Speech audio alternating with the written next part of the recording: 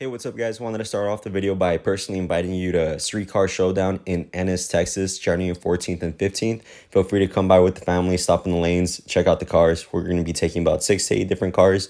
Feel free to take pictures, bring the family. We'll get the kids in there. Enjoy the rest of the video. Thank you, guys.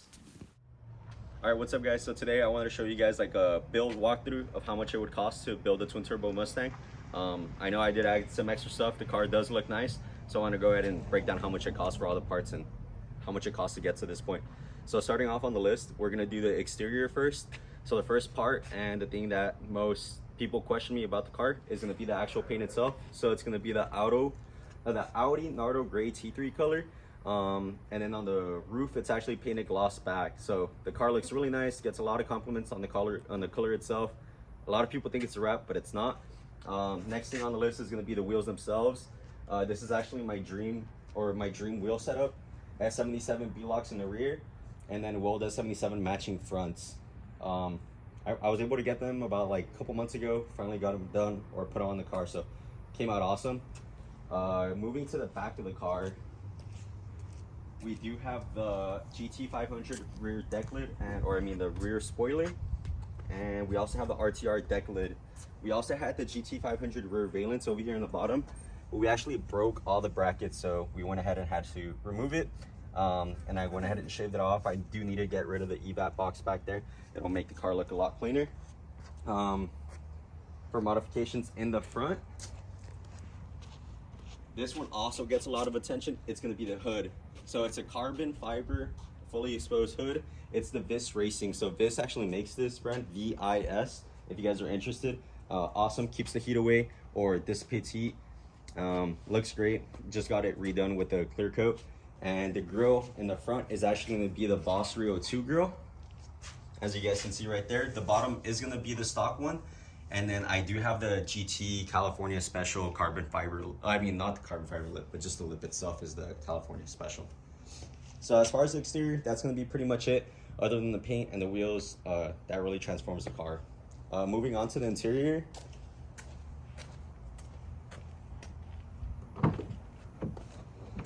The first thing that stands out to someone whenever they see the interior is going to be the Kirky aluminum seats.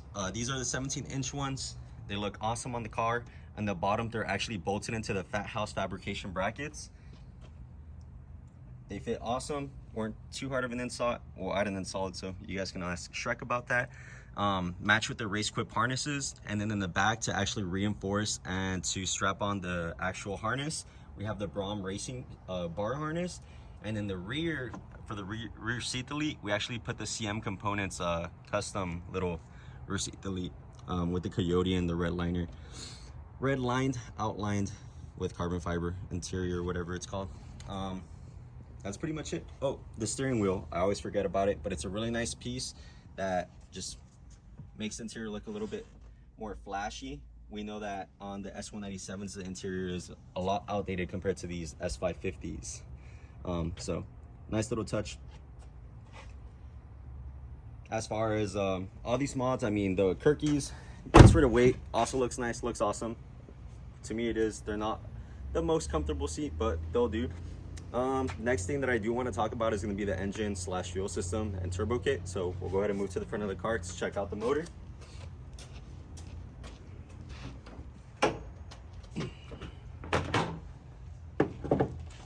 So as for the motor, we're going to start off from the top to the bottom, or no particular order actually, but we have the Boss Rio 2 intake manifold paired up to stock Gen 1 heads. They just have the valve springs and some new valves. Making our way to the short block, it's going to be a built short block with ARP head studs that pack 1, 2, 3, 4X valve springs, so those are in the heads. The Boss Rio 2 crankshaft, Manley rods, Manley pistons, no cylinder sleeves, or no sleeves for the walls, so it's not a sleeve motor. Next big thing on the motor itself is going to be the On3 twin turbo kits. This is actually the stock sizing for the 6061s. Just upgraded some of the things on the actual kit itself, but with On3. So On3 has some available upgrades, such as far as like better piping or better material for the piping, so we went ahead and added those. As for the fuel system, we went with the Siley triple pump fuel system with 4 Innovation fuel rails. You can see the fuel rails right here actually. They're tightening up all right here through the inside, so pretty neat. I've been working good. Ford innovation's best in the fuel industry, as everyone knows that. As for the injectors, I'm running Injector Dynamics 1300s. It's the X series, so they're still stainless steel, so you don't have to clean these as much as you do with other injectors, or you can let the car sit and you don't have to worry about it. An upgraded thermostat, running colder spark plugs, oil pump gears and crank sprocket were just switched over. I already had some from Triangle Speed Shop. The total on that was about $15,000 for the engine build plus the turbo kit and everything done to it. That doesn't include any labor or anything like that, just leaving that out there. Let me see what else. We can go ahead and talk about the drivetrain now. So paired to the twin turbos and to the motor is going to be the drivetrain, which includes a stock MT82. Yes, stock MT82. It's still kicking and living. With a McLeod RST clutch. That's one of the main reasons it's still living. One-piece drive shaft from the drive shaft shaft, and a short throw shifter. For the short throw shifter, I don't know which brand it is. It actually came with the car already, so I don't know which one it is. Sorry, not sorry. Now this is gonna be like the part that most people don't do to their cars, but it actually is very helpful, especially if you're gonna be drag racing, and it's gonna be the suspension and the brake setup. So as far as the suspension, everything in the catalog, I basically have the BMR catalog that they recommend for stick shift racing.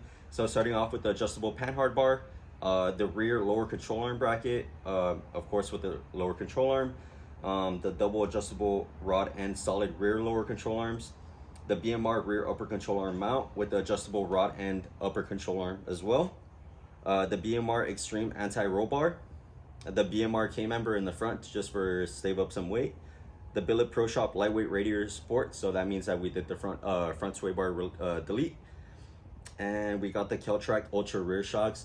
The reason we went with Keltrack, a lot of people say it's like, oh, you're just paying overpriced for Viking, but he does have great support. He'll get you the settings you need. He does a lot of racing himself, and he's had success. So I paid the extra money just to have the support for the shock settings as well. And a great product. He got them out to me in about 2 weeks or so not bad.